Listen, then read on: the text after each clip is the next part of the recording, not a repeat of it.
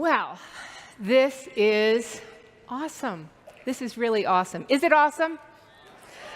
I have to tell you, I sat through last night. I've never been in the presence of Remax in this way. Argentina, perpendicular. I have to say, it was awesome. So I'm already getting a taste of what it's like to be in your organization. In fact, by the time I left last night, I was convinced I too could sell real estate. And then I went to the Michael Jackson show, and I was sure I could moonwalk when I went home. So I'm going to stick to my knitting. This is what I do. This is what I love to do. But I wanted to start with the word awesome, not just because this really is awesome here. This is an awesome place to be, and this is a great mission. But I do think this word is thrown around a lot. It's thrown around like confetti. We have too many people wanting to be called awesome, thinking they're awesome, being told they're awesome, and they're really not. And so I end up wondering, what is awesome? Do we even know anymore? When I think about awesome, I think about things that I stand up for. So what do we stand up for? We stand up for the national anthem. We stand up out of respect. We stand up when someone has done something extraordinary, like last night, Angelica. Was that awesome? I mean, that's the kind of thing we stand up for. Awe brings us to our feet. I stood up for a no-hitter when the Washington Nationals, Max Scherzer. So whenever I see exceptional performance, I stand up. We all do. We're moved to do it. We can't not do it. And yet, it's said that we've become awe-deprived in our society. We really don't see awesome as much as we used to. You know, we aren't in the presence of people who do excellent anymore. Really, good enough has become good enough, unfortunately. There's never been a time when we needed to have more grit. And the reason I talk to you about standing up in awe is because when you're in the presence of something that's truly awesome, you're in the presence of grit. And grit is now being called the secret to success. And yet we don't see it. We don't see it as much as we used to. In fact, it's been shown that the millennials have the attention span that's 1 second less than a goldfish. So a goldfish can focus for about 8 seconds, and we focus for about 7 seconds. And here's something that's even more amazing. Our culture has now convinced us that manly men have to be protected from shaving. They can't just have one blade. They have to have 5 blades because it's too dangerous to shave at this point. So I want to talk to you about what does it take to get grit, and how did we get to this place? I've written this book about grit coming out, but I didn't want to write about a book that only a few people could aspire to be like. Why write about something that's hardwired? Why write about something that only Olympic champions have? The truth of the matter is, I had success, I had talent, but I didn't have grit. And I had to develop it one day at a time. And that's why I know all of you, you might have seeds of grit, you might have authentic grit, but I'm here to tell you that this is something that as you achieve it, I want you to learn to give it away as well. Why? Because you can't keep what you don't give away. I was told early in my eating disorder recovery that you can't keep what you don't give away.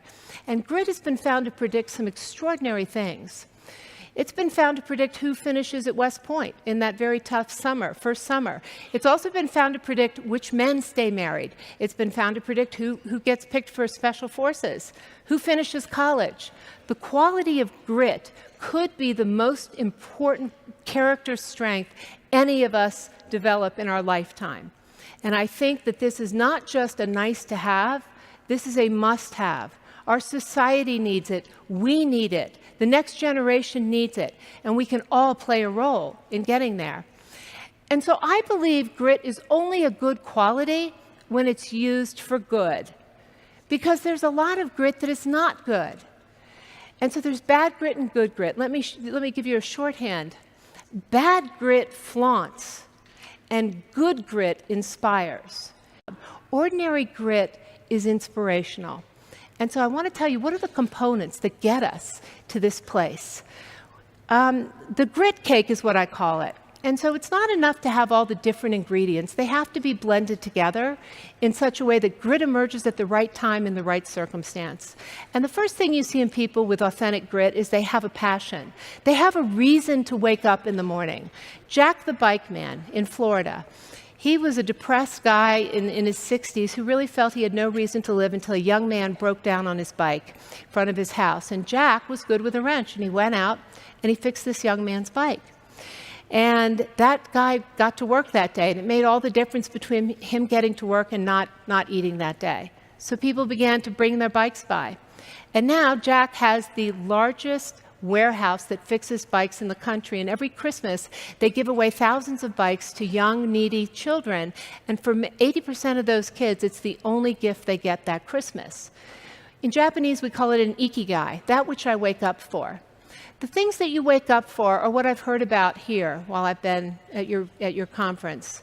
You don't just sell a house to make money. You've heard about that from the other speakers. You sell a house so someone has a place to live. Their family can be safe. They can build a legacy of their own. So you can't just give to yourselves. Purpose is about waking up and giving to other people. And these are the people who have the passion then to sit with the hard times and to get through the downfall and the dangers of what it is that they're seeking to do. They set hard goals. Gritty people have very hard goals. Any of you have seen the movie Hidden Figures?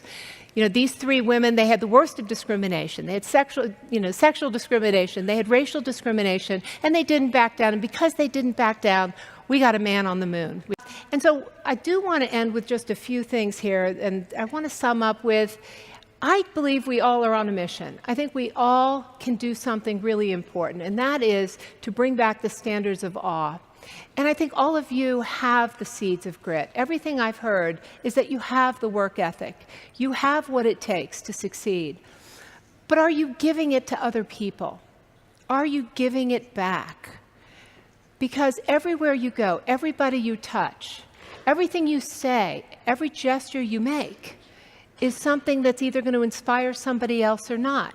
Are you positive energizers or not? Do you have authentic grit, or is it sometimes stupid grit? And the people who seem to make the biggest difference are the ones who are not telling everybody else who they are and how great they are.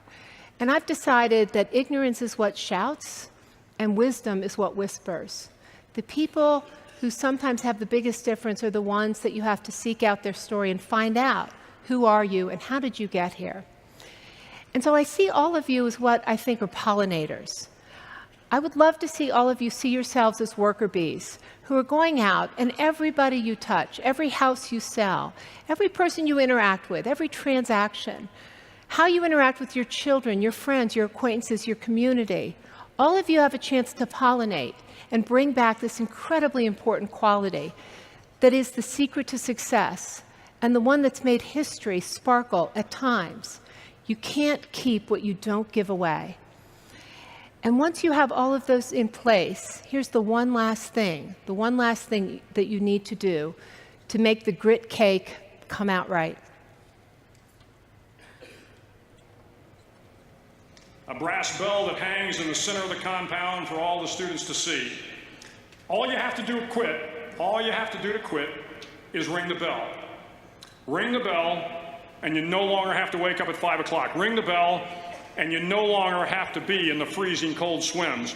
Ring the bell, and you no longer have to do the runs, the obstacle course, the PT, and you no longer have to endure the hardships of training. All you have to do is ring the bell to get out. If you want to change the world, don't ever, ever ring the bell.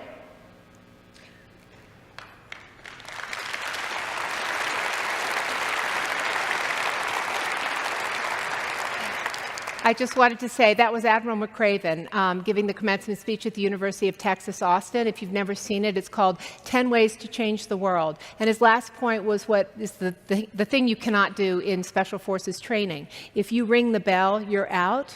And I feel the same way. Once you have all these ingredients, once you have your passion, your purpose, your risk-taking, your goal-setting, and you're ready to go, the last thing is don't ever ring the bell, ever. Because that's when we can honestly say that things are awesome. Thank you very much.